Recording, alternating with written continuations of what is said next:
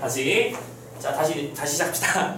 자, 기본적으로 이 문제를 먼저 살펴보면 표현상 공통점이 나왔어. 표현상 공통점은 소설에서는 서술상 특징으로 나타나는 편이긴 한데 이 작품에서는 이 두 개를 묶어서, 그러니까 우리가 지금 고전 산문과 고전 소설을 묻는 융합은 또 역시 새로운 패턴이잖아, 그치? 새로운 스타일과 새로운 도전이라고 생각하시고, 자, 이런 문제를 이렇게 묶어서 낼 수도 있겠구나. 키워드 잡는 거 알지? 서리, 그리고 계절과거휘, 풍자, 영탄, 그리고 문제 상황의 구체적 묘사야.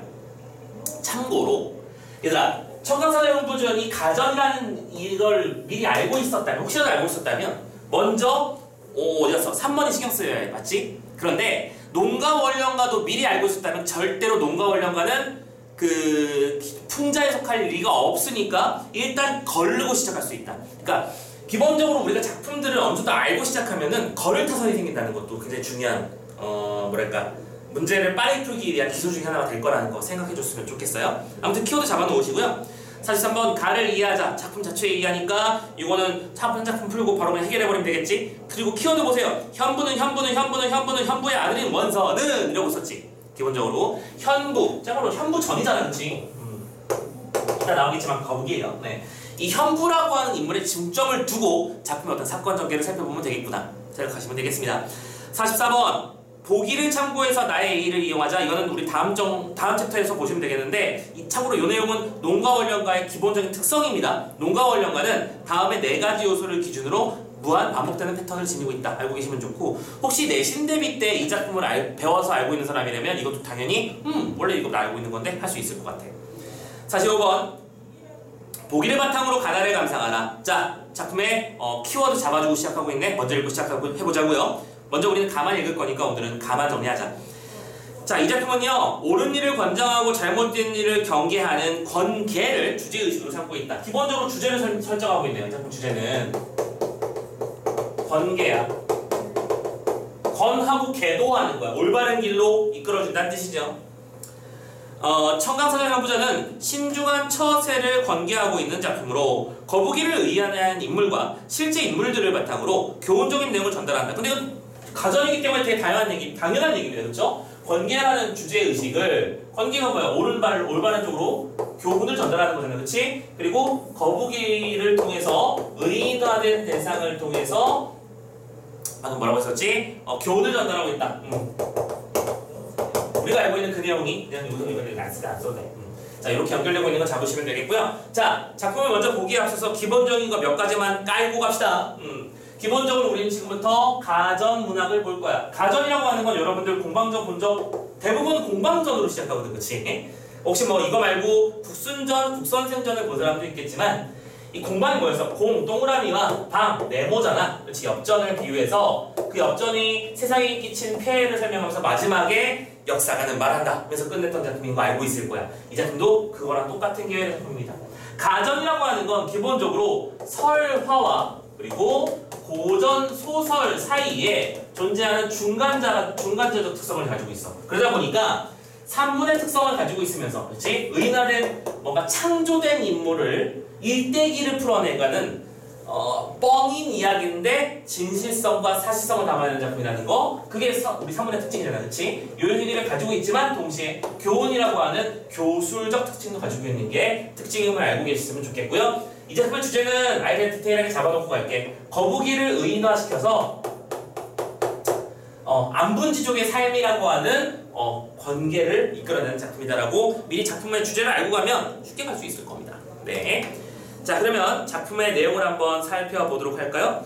그리고 이 얘기도 하고 갈까? 하는 김에 하자. 이거는 너무 자주 나오는 거고 너무 표준적 패턴이라서 좀 그렇긴 한데, 이 가전이라고 하는 게 기본적으로 다음에 3개의 단계를 따르거든요. 먼저 가계를 그려. 가계라고 하는 건 선조부터 시작해서 우리가 대상으로 삼는 대상이 되는 존재에 이르기까지 어떠한 단계를 거친다. 참고로 공방전도 그래서 맨 처음에 산에서 발견되는 것부터 시작하죠. 왜? 쇠를 발견해야 되는 거니까. 그 다음에 그 다음에 그리죠? 일대기. 잠깐만, 일대기라는 말이 괜찮을까?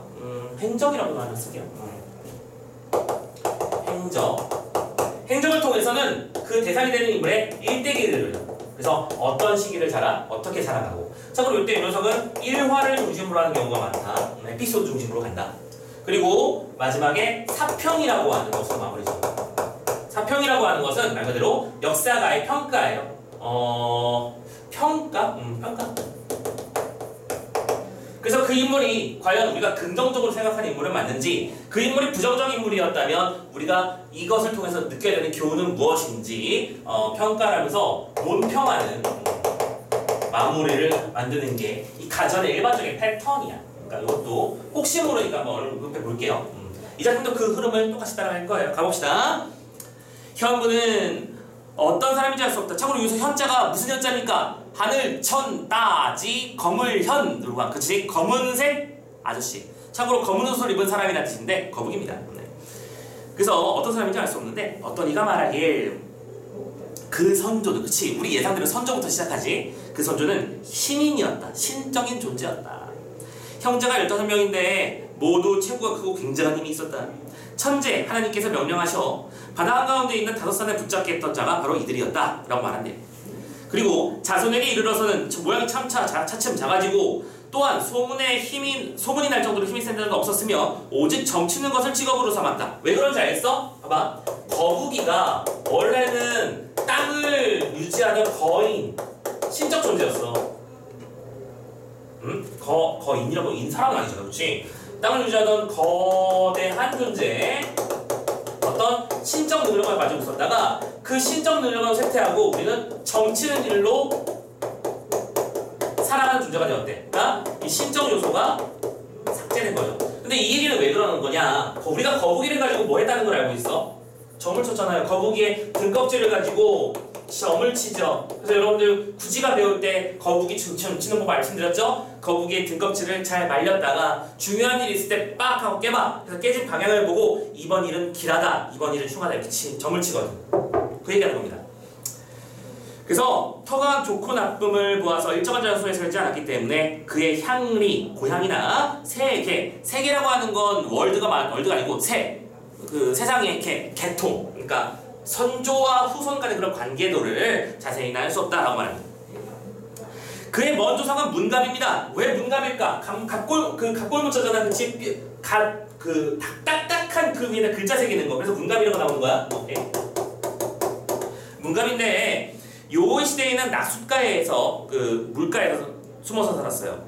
임금이 그가 어질다는 소문을 듣고는 백벽을 가지고 글을 초기했습니다. 흰 옥을 가지고 흰 옥으로 글자를 새겼으니까 문갑은 기이한 그림을 지고 와서 받침으로 그림을 지고 왔대요. 왜 그랬겠니? 느낌이와 등껍질에다 글자를 썼으니까. 그래서 이 글자는 초창기에는 거의 그림에 가까웠지. 임금이 그를 가상히 여겨서 낙수 후에 제후에 봉했습니다. 그리고 증조 할아버지는 상제의 사자라고만 할 뿐 이름을 바뀌지 않는데 바로 홍범구주를 지고 와서 배구에게 주던 자, 즉 홍범구주라고 하는 건 정치도덕률인데 이거 뭐랄까? 글자로 새겨놓은 정치의 기본적인 룰 이런 것들을 역시 똑같은 곳에 새겨놓은 것을 말하고 있는 거죠. 아무튼 지금 뭐 말하고 있는 겁니까? 다 필요 없어요. 거북이의 세계 아까 말씀드렸지? 거북이의 선조부터 거북이가 우리가 부르는 현부에 이르기까지 선조들이 어떤 존재였는지. 그래서 보통 점치는 일, 수복하는 일, 복을 기하는 것이, 그치? 그리고 정치에 필요한 어떤 글을 쓰는 일 이런 것들과 연결된 존재라는 것을 보여주고 있는 장면이야. 그래서 할아버지는 백약이라는 사람인데 하우 시대에는 고노에서 소출 주조했어요. 참고로 그 뭐냐면 주조하는 게 뭐예요? 그러니까 거북이 등딱지라고 딱 좀 찍기는 힘들지만 거북이 등딱지의 모양을 따서 이렇게 둥근 소출 만드는 거죠. 주조한다는 것은 어떤 쇳물을 녹여가지고 그 형태를 만드는 건데 거북이 등딱지를 뒤집으면 그릇처럼 생겼잖아요, 그죠? 그런 것들을 말하는 겁니다. 옥나늘과 함께 힘을 다해서 공을 세웠고 아버지는 통구로 중광. 나면서부터 옆구리에 달의 아들 중광인데 나를 얻는 사람은 서민은 제후가 되는 거고 제후는 제왕이 될 것이라는 글이 있었어. 뭐예요?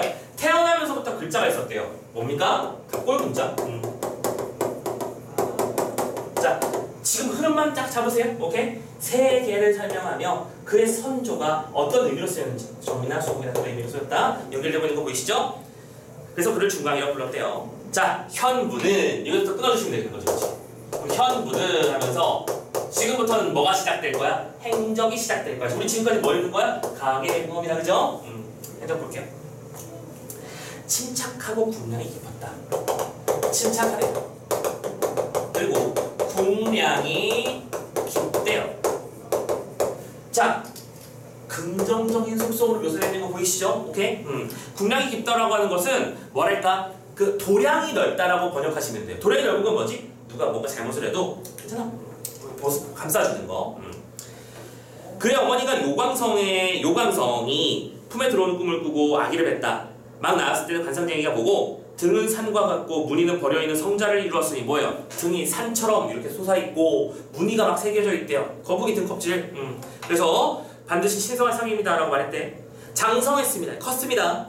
역상을 깊이 연구하여 천지와 이런 음과 양, 산서, 풍우, 회명, 재상, 화복의 변화에 대해서 모두 다 알았지. 역상이라고 되어 있는데 자 봐봐. 이런 존재였는데 어려서는 뭐랄까 어떤 신이한 존재가 될 것이라고 말했었고 장성에서는 먼저 주역이랑 연결되는 거야. 주역이라고 하는 게 쉽게 말해서 점 치는 거잖아, 그렇지? 점을 칠 때 요소들을 말하는 겁니다. 이걸 다 알았대. 그래서 신성이 대기를 운행하고 공기를 호흡하여 죽지 않는 방법을 배웠고 천성이 물을 충성하기 때문에 언제나 갑옷을 입고 다녔대요. 갑옷. 뭐겠니? 거북이 등딱지라니까. 임금이 그의 명성을 듣고 또 이번엔 사신을 지켜 초빙을 하였으나 현부는 거만하게 돌아보지도 않고 곧 노래를 이렇게 불렀습니다. 진흙 속의 논의는 그 재미가 무궁한데 상자 속에 총에 받는 것을 내가 어찌 바랄소냐. 자, 임금의 초빙에 대응하여 현부가 뭐라고 했어? 진흙 속에 노는 게 이렇게 좋은데 왜 굳이 상자 속에서 놀겠느냐. 진흙이라고 하는 건 뭐예요? 자연 상태지. 그런데 상자라고 하는 건 누군가의 휘하, 그러니까 누군가의 박스 안에 들어가서 내가 그 밖을 나올 수 없게 되는 거잖아, 그렇지? 그래서 이거는 벼슬사이, 혹은 다른 말로 이렇게 바꾸면 되겠다. 속세죠? 그래서 나는 여기를 긍정하고 여기를 부정해 라고 말하면서 처음에는 거절했어. 하면서 웃으면서 대답하지도 않았어.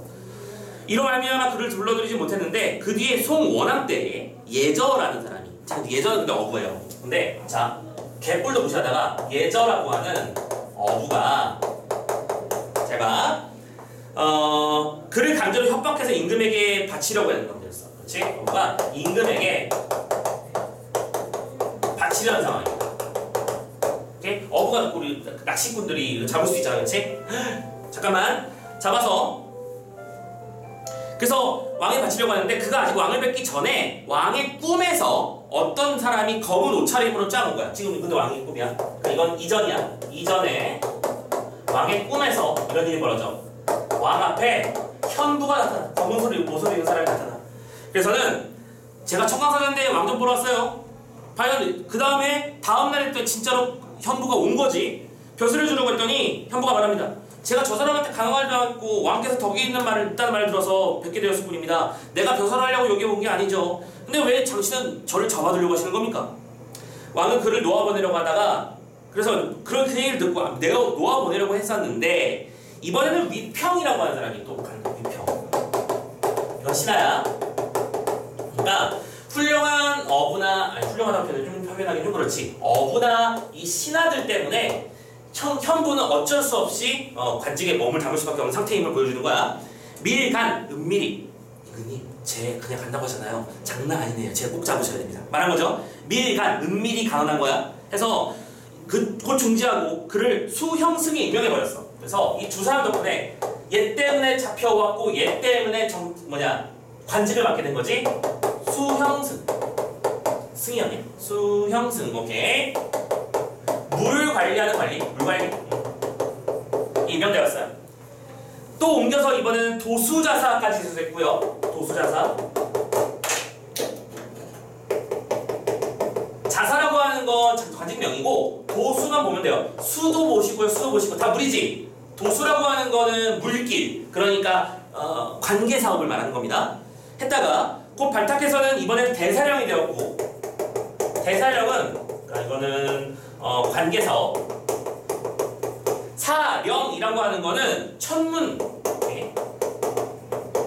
관련된 얘기입니다. 천문 담당, 그 다음에 나라 시설, 인사 문제, 기거, 동작, 흥망의 모든 대소를 막론하고 그에게 물어보았어. 이렇게 점점점 올라가면서 결국 왕은 그에게 대소사를 논의하게 되었대. 자, 대소사를 논의했대. 눈치 잘 채. 왕이 진짜로 현부를 뭐 했다 이런 얘기가 아니야. 이건 다 상징이야. 그지? 그럼 뭐냐면 왕이 점을 쳐서 국사를 진행하는 과정을, 그치? 이렇게 표현한 거 아니겠니? 되셨나요? 네. 계속합니다. 우리 좀 빨리 끝내버리자. 그러다가 왕이 어느 날 농담을 했어. 그대는 신명, 천지신명의 후손이고 기름에도 밝은 자인데 혹시 너같이 뛰어난 애가 왜 같이 너의 몸 하나 보호하지 못하고 예저의 수책에 빠져서 과인에 얻은 바 어떻게 내가 너를 얻게 된 거겠니? 라고 물어봤더니 현부가 말합니다. 밝은 눈에도 보이지 않는 것이 있고 지혜도 미치지 못하는 것이 있습니다. 그럼 뭐예요? 밝은 눈, 오케이? 세상을 보는 밝은 눈, 그리고 지혜, 이걸 가지고 있더라도 실제로 피할 수 없는 일이 생길 수밖에 없다. 그러면 결국 뭐 하라는 얘기야? 만사에 조심할 필요성이 있다라고 하는, 지금 방금 교훈적 속성이 먼저 드러났지? 그치? 계속 가. 자, 현부가 그렇게 말했고요. 왕은 크게 웃었습니다. 그리고 그의 종말을 아는 사람은 없어. 벌써 끝나버렸네? 신비롭게 끝났어. 지금도 진신 모든 벼슬아실들 사이에서는 그의 덕을 사모해서 황금으로 그의 모양을 주저해서 찾는 사람도 있을 지경이야. 그가 워낙 그렇게 해서 뿅 알 수 없게 마음을 세상에서 떠나버렸는데 어떻게 마무리되는지 모르고 사람들은 그를 기려서 황금 거북이를 만들기도 한다 이거지. 자, 그의 마다들인 원서는 사람에게 삼긴 바 되어 죽음에 이르러 탄생하기를. 참고로 마다들은 뭐예요? 사람에게 삼긴 바가 됐대요. 뭐할까? 삶아 먹었다고. 사람이 삶아 먹기 전에 얘가 안타까워하면서 이런 말을 했대. 택일하지 않고 다니다가 오늘 삼김을 당했구나. 내가 뭔가 할 때 조심하지 않은 거야. 그치? 오늘은 창문을 봤을 때 내가 죽음의 희망이 딱 좋겠구나. 오늘 위험하구나. 그런 거 했어야 되는데 그런 걸 안 봤다 이거죠. 그러나 남산에 있는 나무를 다 태워도 나를 문드러지게 하지는 못할 것이다 라고 말하면서, 그치? 자신의 어떤 굳은 뜻, 그래서 항상 조심해야 되는 것, 하지만 플러스 자신의 어떤 굳은 의지도 있음을 강조한 것이고요. 자, 그는 이처럼 강기했습니다. 둘째 아들은 원저라고 해요. 5월 사이를 방하면 오나라 월나라. 자호를 통현선생이라고 했는데 그의 다음 아들은 역사책에 그 이름이 실리지 않았고 모양이 크게 작았으므로 점은 치지 못하고 오직 나무에나 올라가서 매미나 잡고 하더니 또 사람한테 삶아 먹혔고요. 그의 족속에는 혹 돌을 얻어 천년이 이르도록 죽지 않은 자가 있었는데 이것도 뭘 말하는 거야? 다 그냥 그 하나하나가 상징의 덩어리, 장수를 상징하다 거북이다. 그렇지? 장수이기 때문에 이런 말을 하고, 그가 있는 곳에는 푸른 구름이 덮여 있었고요. 또 혹은 관리 속에 묻혀 살기도 했고 세상에서 그를 현의독우, 그냥 말 그대로 거북현자입니다. 그쵸? 거북이를 이렇게 불렀습니다. 자, 여기까지 됐죠? 이렇게 살았고 맏아들이나 후에 다른 아들들이 어떻게 끝났는지 행적을 설명한 겁니다. 됐죠? 이제 뭐로 넘어갈 차례예요? 사평 남았네요. 사평 봅시다. 사신은 이렇게 평한다. 지극히 은미한 것을 살펴 조짐이 아직 일어나기 전에 방비하는 데에는 성인도 실수가 있는 겁니다. 됐죠? 오케이? 그러니까 성인은 방금 여기서 말하는 성인은 누구였어요? 현부였어요. 근데 현부라고 하는 이렇게 뛰어난 인재, 아니 그치? 자연 속에서 사는 것이 더 훌륭하고 속세의 어떤 부족함을 잘 알았다 이 존재조차 그냥 어부한테 잡혀버렸지. 그래서 잡혀서 결국 계속 신화노릇을 살 수밖에 없었지. 오케이? 살피지 않으면 이런 문제가 발생한다는 거야. 현부 같은 지혜로도 능히 예저의 수책을 막지 못했고 두 아들이 삼겨 죽는 것을 구제하지 못했는데 하물며 그 여타에 있어서랴 무슨 법? 서리법. 나머지는 말해 뭐해. 됐죠? 옛적의 공자는, 자 이것도 뭐에 마지막에 인용했죠? 인용을 왜 하는 거야? 주장을 강조하기 위해서. 공자님께서 이런 말씀하셨지. 광 땅에서 고난을 겪었고 또 제자인 자로가 죽어서 젖당겨짐을 면하지 못하게 하였으니. 되게 무섭지 않냐? 자로라는 제자가 있었는데 이게 왕위 다툼에 휘달려가지고 살해를 당해. 그리고 옛날 사람들이 좀 이런 거 진짜 잔인하지, 그치? 젓가로 담가버려요 사람을. 다 갈기갈기 발기발기 찢어가지고 다 조각조각 분해해버렸다는 얘기입니다. 젓가락을 담가버리는 그 일도 막지 못했어요. 아무리 공자라고 해도. 그러니까 어찌 삼가지 않을 수 있겠는가? 뭐 해야 된다? 삼가야 한다라는 얘기가 되는 거야. 그럼 여기서 이 삼간다라고 하는 거 아까 선생님이 뭐라고 했어? 왜 이게 삼가다 항상 뭔가를 조심해야 되는 것인데 이건 뭐라고 연결되는 거야? 안분지족의 삶이 바로 삼가는 삶이거든. 자신의 상황에 만족함을 줄 알고 뭔가 더 욕심을 부리지 않기 위해서 항상 자기 주변을 살피는 것. 오케이? 이거는 자기가 원하지 않아도 끌려가는 경우가 있기 때문에 항상 자신의 주변을 살피면서 안분지족의 삶을 살아야 된다라고 하는 어떤 의도를 보여주는 작품이다 라고 생각하면 되는 거야. 쉽게 가면 만물에 조심하자. 근데 이건 너무 단순화시킨 것 같고 기본적으로 이 작품은 안분지족이라고 하는 목표를 가지고 있다 라고 작품만 정리 먼저 할게요. 참고로 그래서 우리 그 문제 하나만 풀고 갑시다. 나머지는 다른 작품이랑 연결되는 거니까 지금 42번에 1번에 서론적 표현 되게 많이 나왔었지, 그치? 뭐뭐 아니라고 했으니까 작품의 끝나는 장면조차 서리법으로 끝났어요. 그리고 43번으로 바로 가자. 문가비는 임금의 부름을 받고 혹시로 나가게 되었고 현부는 신성했었고 현부는 처음에 거만했었지.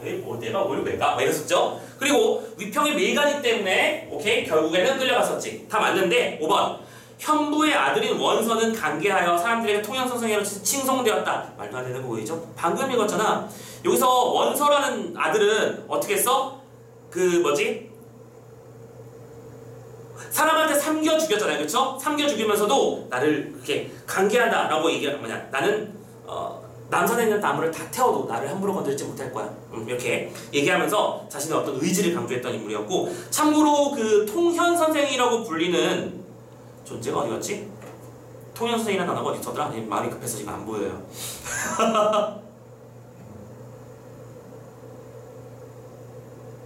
아 어디 있더라? 자 모르겠네요. 자 아무튼 여기까지만 마무리 넘어갑시다. 자 맞다 미안해. 둘째 아들인 원저가 통현선생이었지. 여기서 선생님이 안 써가지고 마음이 급해서.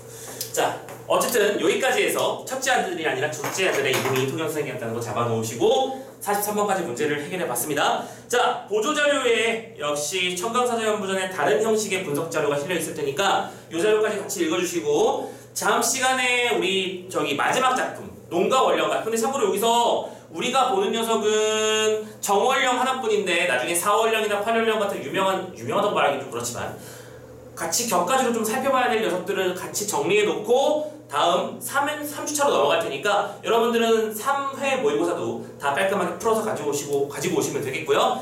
자 오늘 수업도 고생하셨고 갑자기 수업 때 말이 엄청 빨라졌죠. 네 따라오느라고 고생하셨고 최대한 빠른 시간 안에 우리 현장에서 만날 수 있길 기대하면서 일단 오늘 수업은 여기까지 해서 마무리 칠게요. 늦은 시간까지 고생하셨고 살펴 들어가시고 다음 주에 봅시다. 안녕.